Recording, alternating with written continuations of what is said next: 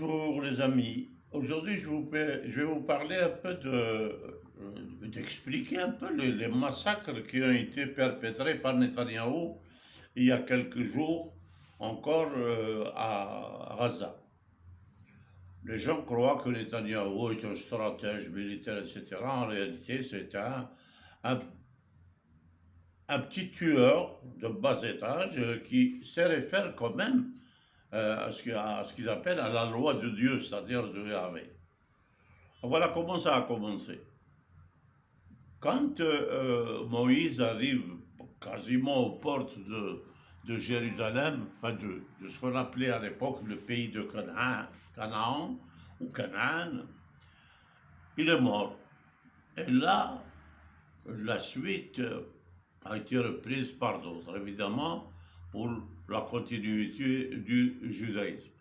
Et là, évidemment, il a laissé quand même quelque chose euh, à ses adeptes à travers un texte fondamental, pourrait-on dire, qu'on appelle la Mishnah. C'est un texte laissé, écrit directement par Moïse avant de mourir. Qu'est devenue cette Mishnah? En réalité, elle aurait pu servir de texte fondamental pour le judaïsme et un conseil permanent pour ses adeptes.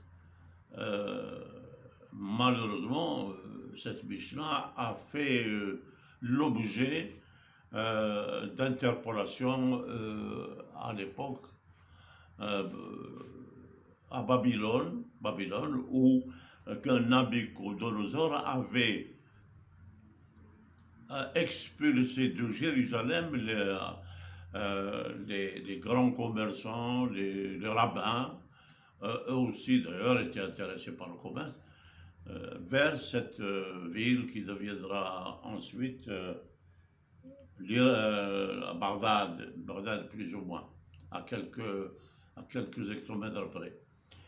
Là, les rabbins qui avaient suivi le mouvement d'expulsion des Juifs de Jérusalem vers Babylone ont eu pour mission justement d'apprendre, d'étudier, de réétudier l'héritage de Moïse à travers cette Mishnah qu'ils ont transformé, eux, ensuite en ce qu'on appelle le Talmud de Babylone.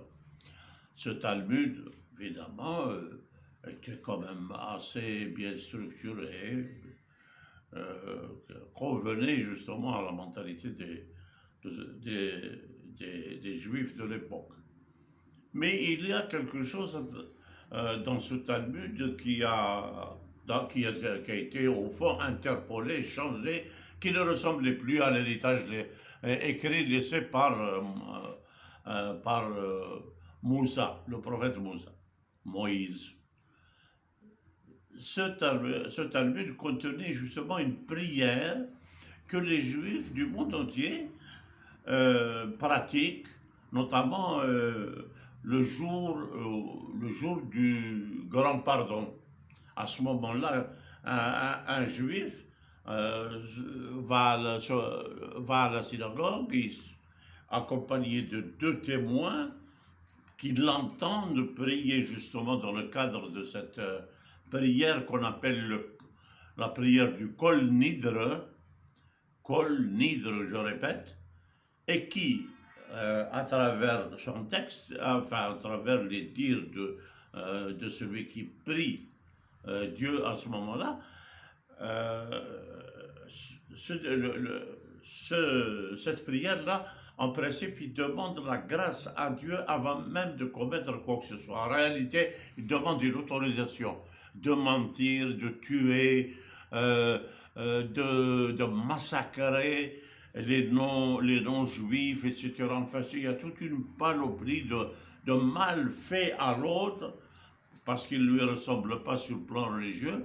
Et ça, Netanyahou, avec le massacre des enfants de Jérusalem, cette fois-ci encore, se sent vraiment absous par l'Éternel, et particulièrement pour ce qui le concerne par Yahvé, qui a été, qu'on a toujours invoqué, que les juifs, ce qu'on appelle les judéo-khazars d'aujourd'hui, ont toujours invoqué, y compris évidemment pour s'emparer de la Palestine et grignoter la partie qui a été sauvegardée pour les Palestiniens à travers la réunion de l'ONU de 1947.